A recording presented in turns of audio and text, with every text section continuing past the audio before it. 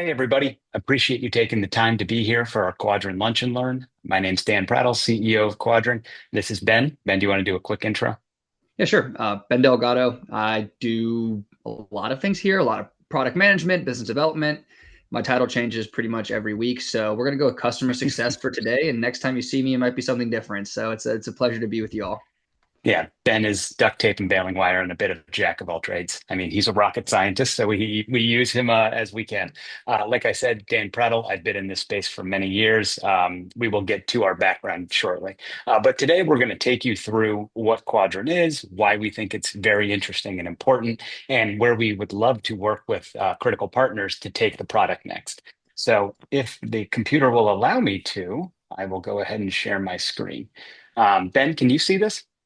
I can. Okay, lovely. So is it gonna work? There we go. Okay, so today we have an hour. We're gonna do a quick introduction of who we are, what exactly Quadrant is, go through a quick demo that Ben will walk you through, talk a bit through future features, that's through a July development sprint, and then a Q&A session at the end. We're gonna allocate 10, 15 minutes for that Q&A. So as I mentioned, myself and Ben, we're going to be walking you through this today. And let's get into it. What is Quadrant? Quadrant is a highly secure innovation management system designed for universities and the innovators that comprise it. That's both on the research side as well as the administrator side. What we've done is rather than developing tools and wrapping them around a pre-existing innovation or idea management solution, we've built a fundamentally new system from the ground up utilizing these tools. That means that no matter where you are or what you intend to be doing, we build safe, secure, and compliant tools that work for you. So for researchers, that means streamlining administrative tasks and helping with idea refinement, not building a fundamentally new application that makes your workflow reroute through it, but builds on top of your workflow and amplifies it. For administrators, it allows you a 360-degree view of your pipeline. Researchers get to work and do what they want to do and more of what they want to do, and you benefit. You can click a button, you can understand where they are in terms of phase of evolution of an idea, who they're working with, likely to go. So like time to conclusion, it basically it informs you in such a way that to provide better intelligence to craft better questions. What we've heard throughout the past is that not everyone can be expert in everything. So speaking to a researcher that's been myopically or narrowly focused on a particular research activity is quite difficult sometimes to get to kind of the crux of the matter. Our system allows for you to arm yourself with better questions, have all the information available to you that you need, and then have a more productive collaboration with a researcher. So what are we really talking about here? Quadrant simplifies and elevates the research experience on both sides. We empower us to focus on what matters most to them, allowing individuals to double down on their expertise rather than trying to have to scatter themselves around to account for everyone else's efforts and what they want to do. So our journey, it's been an interesting path. On the team, we have 20 years academic research experience, both on the industry side as well as the development side. That means that researchers as well as commercialization. A lot of our team comes from open source software development, specifically Red Hat IBM. We have 60 plus years open source software development, and that is an open source software community code development as well as in the community contributions and management. Our backgrounds are in project finance, research management, and research experience, as previously mentioned. We actually started in the crowdfunding space, helping alumni get back involved with ideas and opportunities coming out of the labs at their alma mater, trying to fill the early stage funding gap. In that, a unique insight popped up is that researchers aren't doing just research. In fact, they're doing a lot of admin work, especially younger researchers are doing a lot of admin work. So ironically, the individuals who are take on the vast burden of bench work are actually being tasked with administrative work as well. That's a problem. And also for administrators, you have to chase these individuals who are increasingly busy, and those administrators can't be expert in all things. So you have limited individuals, limited time on both sides, and it makes for a pretty difficult situation. That's what this tool is built for. We've spent the last 18 months with our initial partner, Wake Forest Innovations, building this out, and we released it earlier this month. What we're looking for in the next couple of months is to take these base primitives, this basic infrastructure and get it very, very, very polished, very, very particular use cases, specifically on the research as well as the administrative side. All that to say, there are no wrong answers or incorrect questions here. We're looking to be as helpful as possible to customers like you. So, Ben, with you, Ben's going to take you through a demo. What you're going to see here is getting into the platform, walking through the platform, and then getting to productive outcomes. So, Ben, I will quit rambling and stop sharing if you want to go ahead and take over. Appreciate it, Dan. Yep. So I will share my window here for the platform. So I'll actually log out so you can see kind of the logging in process. But essentially, it's just like any other web-based platform that you've used. You'd have your credentials. You log in with your normal methods, right? But when you get into the system, the first thing that's shown to you is the dashboard, and this dashboard provides an overarching view. And from an administrative perspective, this would be probably more tailored to your view as opposed to essentially what a researcher might see across there. So like the researcher might see all of their quads, and I'll go into that in a second. But this one, from a research perspective, you might see it from all the different users and researchers and PIs that you help to administrate their cases and their research efforts. So you can see we have a quick little like stats down here at the bottom. We have some stats at the top. Just a really quick way for you to be able to understand what's going on and what's happening in the past few specified time frame. We have it set for a month, but this can be adjusted to what you need. But let's talk about quads really quickly. So quads are what we have termed essentially the secure container for research activities.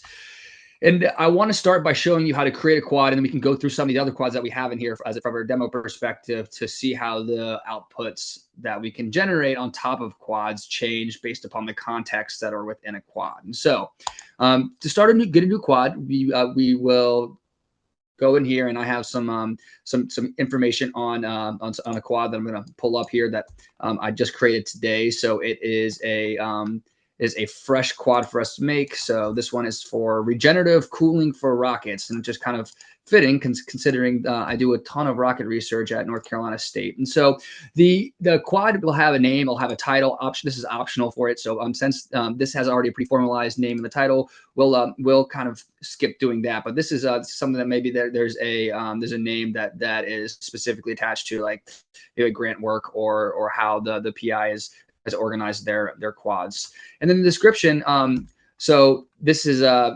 again a regenerative cooling project, does bio-inspired, has a bunch of different qualifications to it. The who, what, where, when, and why section down here typically is kind of a short summary, and then it identifies who's working on the project from like a PI perspective, and then maybe who also from the undergraduates and what their research roles are. So a PI could come in here, you could come in here, create a quad. It doesn't necessarily need to be for a specific research project. It could be something as well fleshed out as a piece of a technology that's patented. And let's see if it wants to work for me right now. And I'm not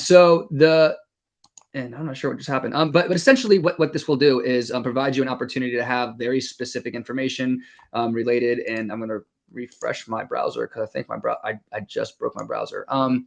Allows you to have a very specific set of information that you can query against the information in there to generate outputs specific to that information. So as opposed to like having a broad breadth of information that's in a generalized folder. Oh, here we go. It just took some time. So now you can see the information that's been in there. This is for this project. We just put in here. It has the roster of individuals. It has the description of what's going on, and then an event distribution down here. And so again, this is a very quick way for you to understand if you're clicking into this as an admin and you want to understand whether or not this project that has a certain funding and has been worked on in the past. You'll see this down here. But if we do some more events in here, you'll start to see this fill out. But once you're into the quad, you can go into notes. And so this might be a project that we set up for. They've already done a lot of work on it. It's 18 months into it, so they have a bunch of different notes for different months. What happened? Who did what? This would be the responsibility of the PI to add in the information into this. We could talk about how they can do that a little bit more. But right now, this is a just a simple text form. You have to click save for every single time you add information into this, and then you can also delete things and save it again, and then that'll update. So it's a very like simple user friendly way to be able to introduce just quick notes about the project. And then for files, we can ingest like files right now. Right now, we've kind of held it at .txt files, but that's only because we want to connect with you all to understand what type of files would be most applicable. And we have the ability to do PDF and PowerPoint. However, we wanted to ensure that we've kind of covered all of our bases, like Dan talked about, from a primitives perspective. So essentially building those Lego blocks to understand what exactly we need to build for you all. So and here, what I've done is I've added in 3 different grant proposals. I added a couple different papers that were written prior to the project and kind of led to it. So this along with all the notes is the context for the generation that I'm about to show you. And so this is essentially just getting all the information in there that you can use now to do things like generate. And so you might want to look across this and generate specific outcomes or specific outputs that would be relevant to your line of work. And so that might be something like you want to check whether or not there's grants associated with this and what types of grants are associated with it, and the amount of money that's been that the PI has won for this. And so all this does is check what's been awarded. Let's check about how much federal versus state dollars you have, and is there any mentions of R01 grants and the like in this. And so there is 3 grant in there. They identify those. They identify the federal and state grants. And then you can, from this, you can go ahead and you can export to a PDF if you like to, if that's something that you're interested in, or you can go in, you click submit, and then this will upload to your files. So essentially, what ended up happening was you can now download that sort of output from this page here. And so let's go back to generate one more time, and we can check through here. Like essentially, one of the benefits for this is that it's flexible across all your environments. So you might not be looking for a grant association, but you might be looking for who's the proper customer profile for this technology. Should we patent it, and is it worthwhile going through the effort to go patent this technology? And so the customer profile will take a look at what's in there, and because these models that we apply to the data are pre-trained on with existing open weights and all the training data that went into it. It has the knowledge of the companies that are out there, the organizations that are out there,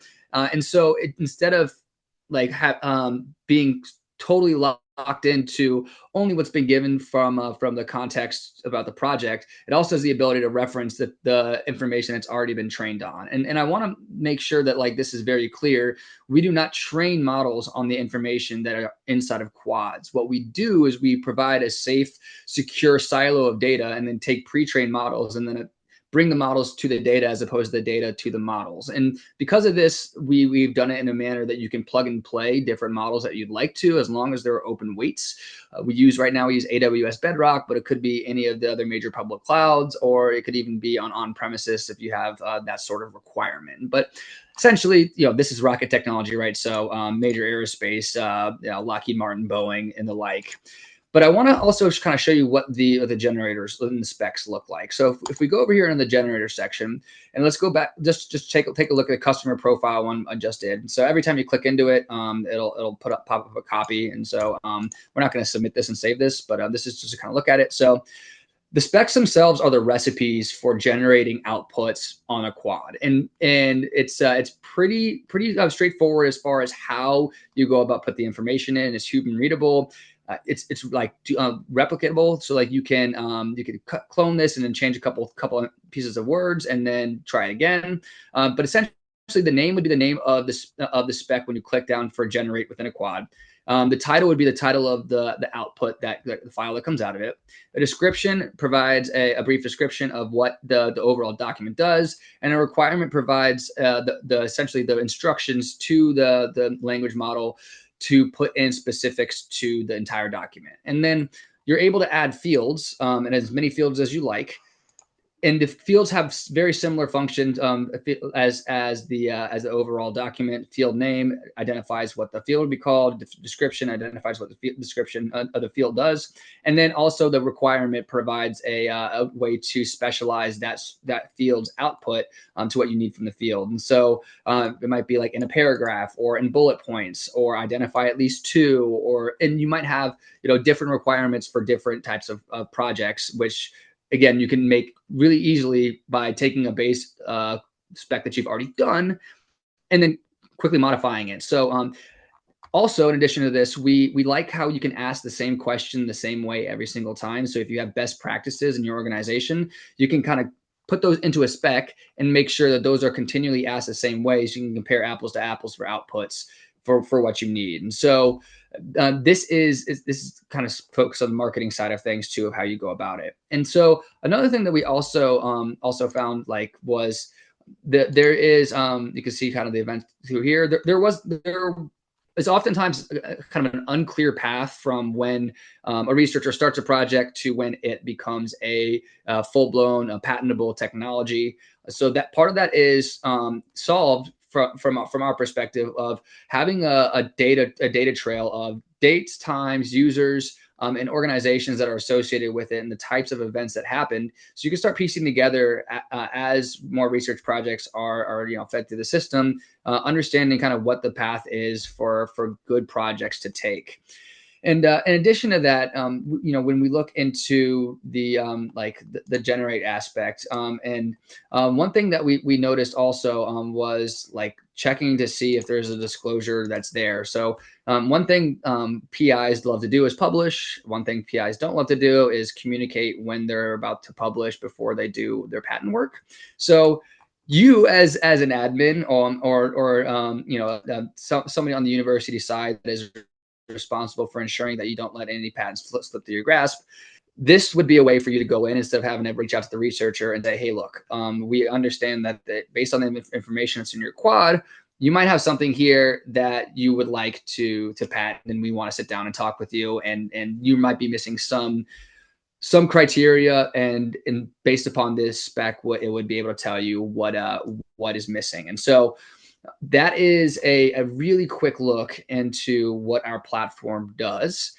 And then if you go back here, all the things I just did through this will show up now within the event stream. And so we had a new quad created, new files attached, various different generate actions, and then it was all done by me inside my organization. And so with that being said, I would love, I'm going to probably stop sharing my screen for a second and see if we can't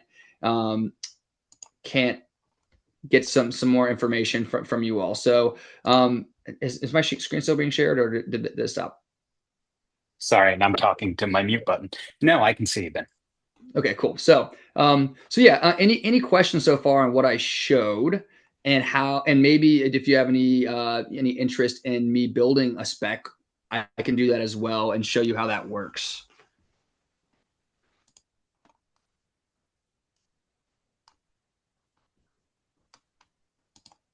Ben, while we're waiting and while we're thinking about it, one thing that I've always found very interesting was the compliance related AI, thinking through this versus an insecure GPT. Do you want to talk a little bit more about that? Because we're finding that it's not very well understood at this point in time what's happening when you're dumping your information into a chat bot or one of the other open models out there. Yeah. So the issue right now that a lot of folks have when it comes to using publicly accessible models is that there's no guarantee that they are going to silo your information off to prevent it from being trained and then spit out when somebody else asks a question that's relevant to your field of research. So the big question is, does that count as public disclosure to prevent you from securing patents in the future? And also the other question is, with tech companies that are providing kind of a subsidized model to run their large language models for you, eventually they have proven, like over and over again, the the models themselves are the information that's being put in is being used to help train, and you can actually see that a little bit with some of the newer models that are being published by the larger companies, that they're having higher hallucination rates because of the AI generated information being fed back into the AI training process. And so, because of the way that we have structured this to be agnostic to models and highly secure, we have sidestepped some of the issues that relate to that hallucination. But in addition to that, we have completely removed the kind of danger of submitting your information into these large language models to potentially pop their heads up when somebody else outside of your organization goes and queries that same model at a future date. And so that's kind of a quick and dirty on it. And here we got a Q&A here. Yep. Yeah, I was going to bring that up. Can you see that, Ben? I'll read it out. How do you Yeah, for review sure. whether you have enough to have an invention? And could you show how you can create an invention disclosure? Great All question. right. Thank you for that. This is right in the wheelhouse. One thing that we struggle, quick sidebar while Ben gets this set up. One thing we struggle with is the infinite flexibility of the tool. Even in its early incubatory state, it still can do pretty much whatever you need of it and however you need it. And then, we're even building in automation functionality as well, so you can routinize and continually run these. So, Ben, I will let you show and go from there.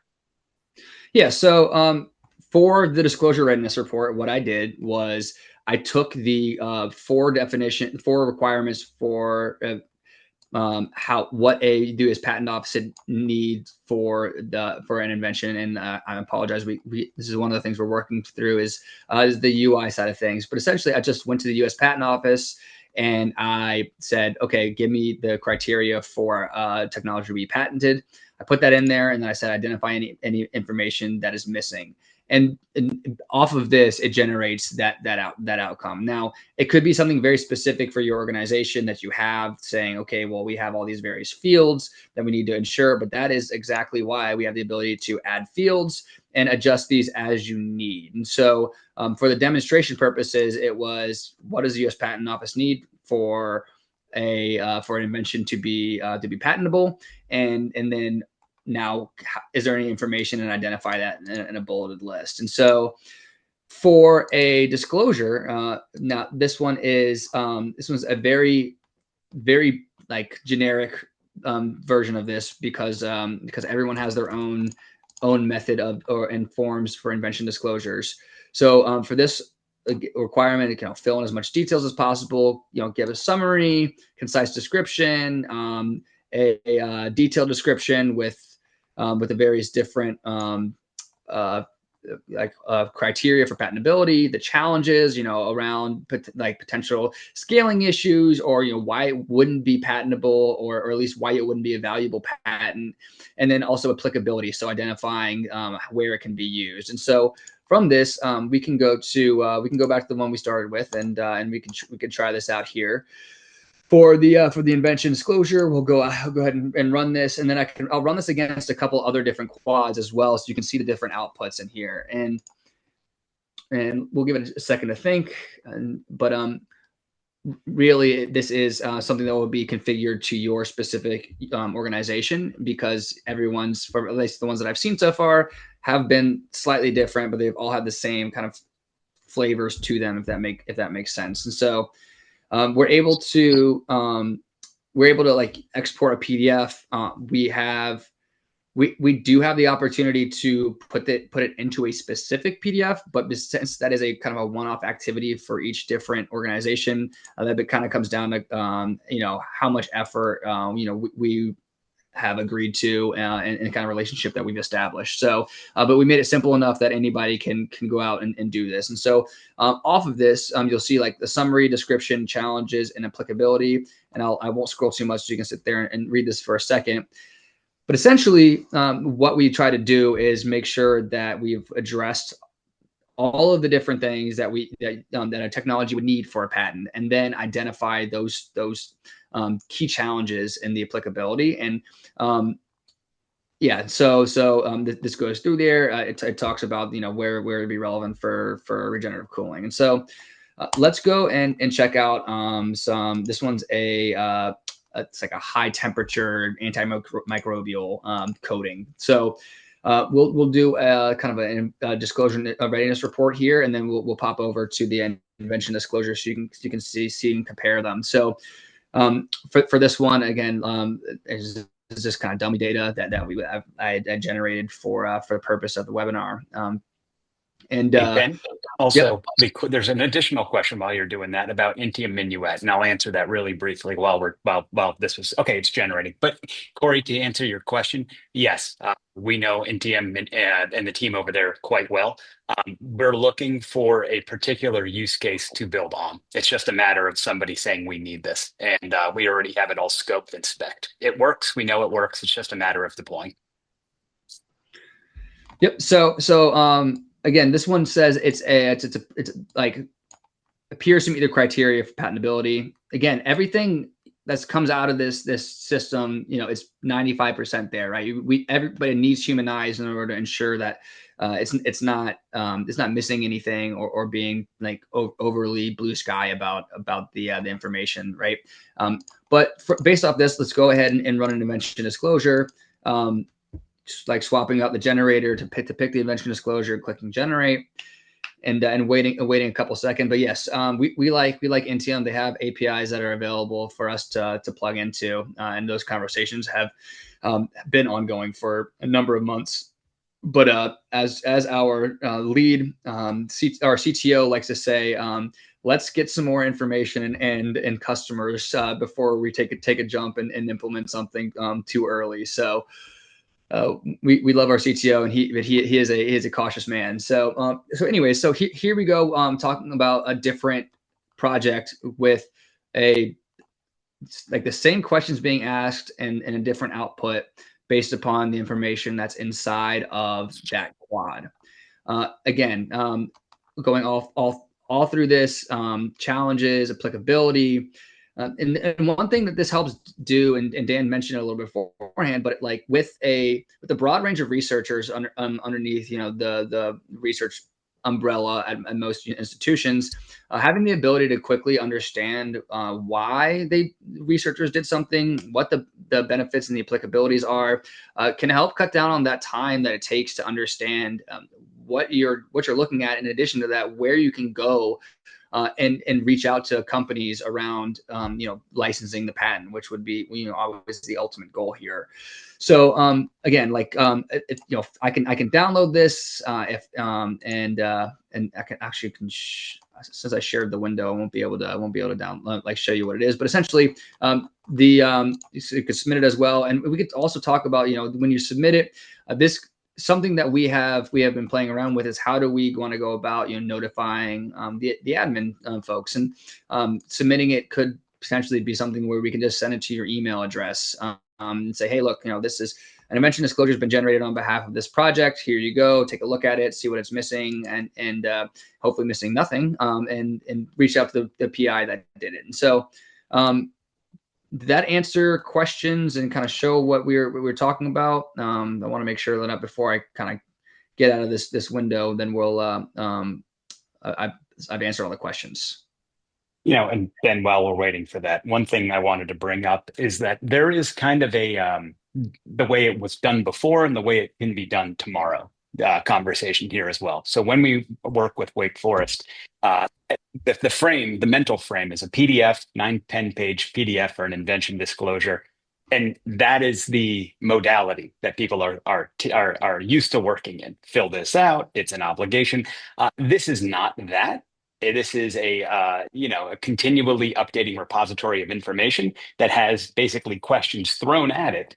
And with that in mind, you can actually change your question framing from a PDF with question that somebody else has to fill out for you, and make it much more your own and become highly targeted. You're not worried about say a layperson having to consider language that you're going to put in front of them, so you have to dumb it down. You can get quite technical with the specifications for your pre-invention disclosure. So with better and more targeted questions comes better and more targeted answers from the information being provided to you. It's actually very interesting, and the amount of context and mindset shift that tools like that allow for.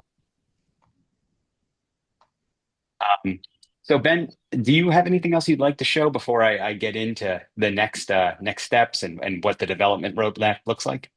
No, no, I think we're good. I'll stop sharing. You can go take it back over. Cool. Thank you so much. Okay, so let me pop this back up. Ben, can you see this? I can. Okay, let me move this over. It didn't pop back into slideshow. One second. There we go.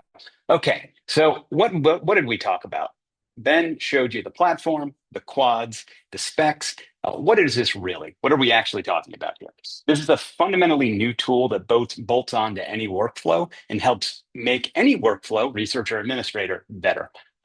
We are increasingly rolling out additional features to help these primitives become more useful and productive to those pre-existing workflows. You have an everything box, that your everything box, the researcher has an everything box, and they, as researchers, can throw in information and materials into this box. They can hit a button and it summarizes that for weekly updates, grant solicitations, publications. It does whatever a researcher needs to do, and the features that we're rolling out make it more productive for a researcher. Concurrently, on the other side, administrators are getting the very same treatment. We're going to roll out symmetrical quads and specs, which means that if you're in a spec, you can throw it against a quad, see what the responses are in an ephemeral state. So you're not baked into that. You're not baking that into the event log. You're basically iterating rapidly on spec or a quad and a spec. Um, we're also rolling out batch ingest for specs, meaning that if you have questions or KPIs from some external party, you don't have to copy and paste them in. You can just bake them into the question set, which is going to be applied against your various quads. We're also running a number of quads against just a single spec at the same time. So you're an administrator, you have 15 quads, and you want to get 15 pre-invention disclosures. Hit a button, you can run it against them all.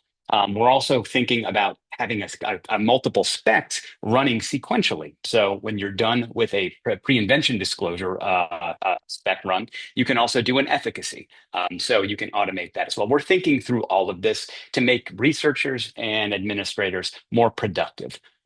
Lastly, we're thinking of, well, lastly on the immediate features, thinking through file forms. And we're thinking about ingest, docx, PDF, PowerPoint, and then output of PDF. On the ingest side, we're actually developing an application, which will be on your iOS phone, on your iPhone, and it is all about non-structured data, photos.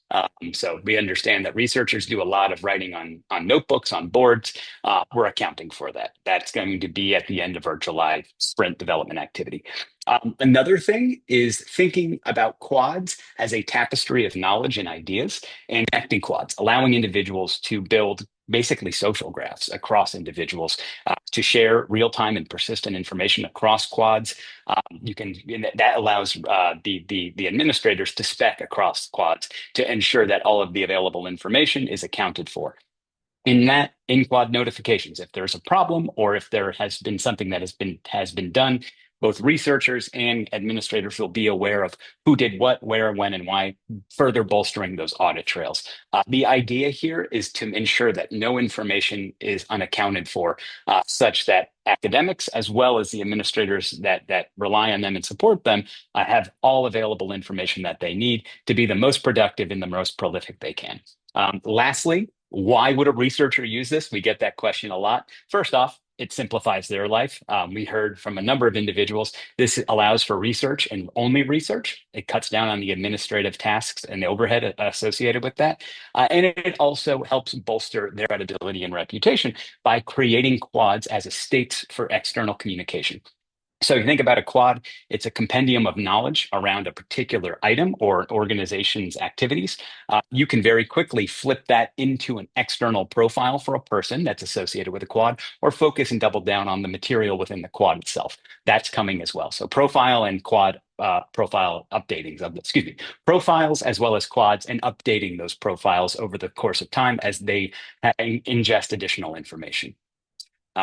So additional detail, I will send this document out after the fact. So all of this information is in there along with a recording, but this is the information that we provide right now. We have a documentation hub, which is all the PDFs and all the documents and everything covered today. We have a deep platform detail document, which will make your eyes bleed. It's for an engineering audience, and it's very helpful when it comes to understanding how specs actually work and what's going on. Lastly, platform and access. We are configuring these as pilots. As we said, we're looking for customers who want to be on the vanguard, who want to do more with less, who want these modern tools in a secure and compliant manner, such that they don't have to worry about shadow IT using tools that aren't qualified, vetted, and verified. We've ensured these are.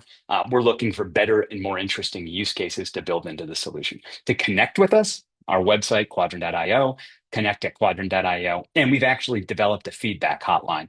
We like to think of it as an early action pathway. If you've got a problem, if you've got an idea, you don't want to have a conversation with me or Ben because you don't want to, it's malformed. Throw it in the feedback hotline, and we'll respond to it, and we'll think through it and get it on the roadmap. That's pretty much it for today. I'll stop sharing. And I would love if there are any questions, concerns, we can talk through them then. We can have a kind of an open Q&A session. So Ben, do you have anything from my ramble that elicited concern? No concern here. It's just we focused a lot today on what a researcher could do with the platform, but I think it's really key to also promote the fact that this is not just for researchers. This is for anybody that has a reason to reach out to a researcher to ask a question about something that they did, and this can be something as, hey, how do you relate to X company around it, and or generate me some marketing information based upon the information that has been patented, or the information you have in your system, right? And so there's a lot of use cases for this that we haven't even thought about, and that get continually brought up to us. And so if there's something that you saw in here that you say, hey man, I have to take the information that I already have and repurpose it for another reason, that's kind of the generalized way of thinking about this system, is that it provides you an opportunity to be able to take information you already have and then refashion it in the manner that you need in that moment in time. So just wanted to kind of be very clear about that. Yeah, the flexibility is essentially infinite. One thing I did want to cover, Ben, before we go, and we'll let everybody out a little early, and we appreciate you being with us over your lunch hour, or a little bit earlier for those on the West Coast, is pricing. So we have a number of ways of doing pricing, but at this early time, we think the most important thing is finding customers and partners who are very interested in utilizing modern tools to elevate their impact. So what we do is we scale this dynamically with your organization. For early access customers, there is no enterprise license. Let's get it tuned to your needs. Let's build it for you, which is a long way of saying it's fundamentally free to a certain critical mass within your organization. And that changes depending on need of the organization. That's a conversation, but it's fundamentally free at this point in time.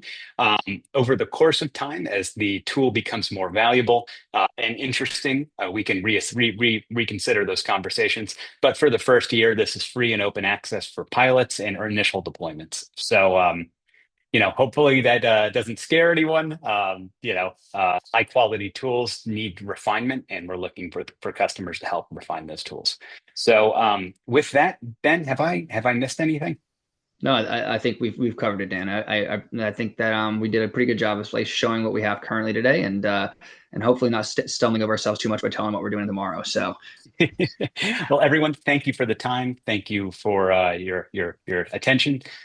What we will do is we'll send out this recording, send out the documents, and we'll follow up shortly. So, with that, enjoy the last 20 minutes of your noon lunch hour on the East Coast. For everyone else, enjoy the rest of your day, enjoy the rest of your week, and we'll be in contact soon. Thank you so much. Take care. thank